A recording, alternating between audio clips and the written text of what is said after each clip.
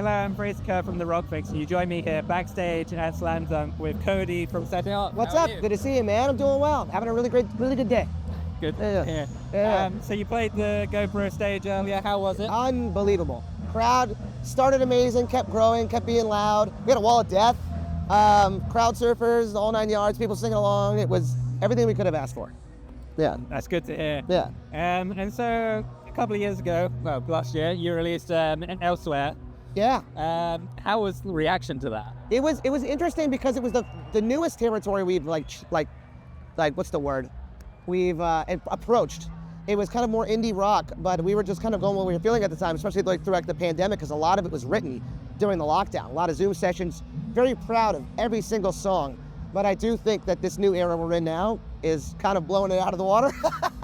I mean, So this new era with singles like Fake Us Friends, it's seeing you go in a more darker direction artistically. Yes. Why? So it's a lot of factors.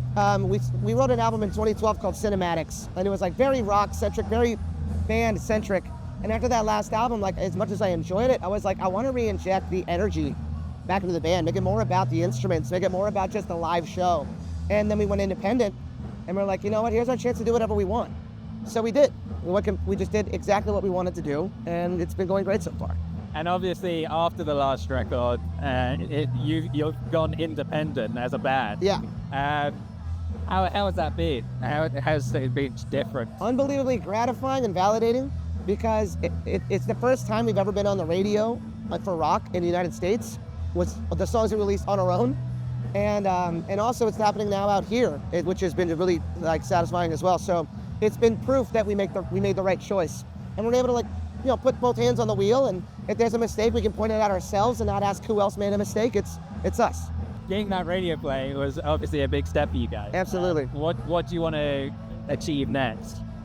I mean, that's definitely like the biggest goal. But I obviously in radio we want to try to get the #1. We've never had a #1 yet. But as far as we're always trying to grow. We want to start playing to more and more people. We just want to be able to, the infectious energy of a crowd is what drives us as a band. So if we can start playing even bigger venues and play in front of more people, then we're doing our job. And so a couple of years ago, you released a couple of collabs, one with As It Is. Yeah, in threes. And one with Scene Queen. Yeah. I was wondering if you could talk about the process of working on both. Oh my God, so both were with the same producer, Zach Jones. And that's kind of what opened the eyes to like, we could go heavier again, because there's a lot of heavy influences in both of those things. They were all great collaborators. It was nice for me, like, I'm a big believer in the music industry that there's room for everybody. Lift people up, support them, like engage in your friendships, and don't feel so competitive that you can't just relax. And that's what was nice about those sessions, is it was very much just about getting the best song and having the most fun. And so obviously you released Big Us Fred recently, but what are you working on new music? Oh yeah, we got something on deck that I think is going to blow people away. I can't say what it is yet, but it's sitting. We have that and a few other songs on deck, and then I'm going back home and I'm writing more.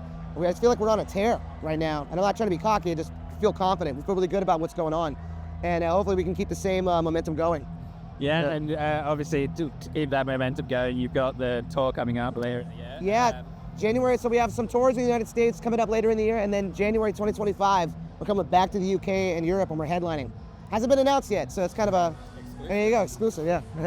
And so, like, do you find that there's a big difference between the US and UK audiences that you get? I do. I feel like the UK and Europe has the most just genuine baked-in love for rock. Whereas like you show up, and as soon as you're accepted, you're in. And the United States is different because it's such a big country. Each state is its own thing. So like Northeast is like really like Boston, crazy. But like you can go to an area that's not as well known, and you have to kind of like work your way up from there. It's like kind of going into a new country. So it's an interesting thing to pivot between, but you have to prove yourself everywhere you go. That's the thing it all has in common. And what's next for the band? Next is going home, sleeping. We get 3 months off. Well deserved. Yeah, it's gonna be nice. It's been 83 days as of tomorrow, just constantly on the road. So I'm gonna go home and relax, enjoy myself, enjoy my family time, and then we're gonna get right back at it at the end of the year. Well, that sounds amazing. Yeah. Thank you very much for joining me. Thank you for having me. Enjoy the rest of your day. Thank you so much. Thank you. Have a good one. Take care, y'all.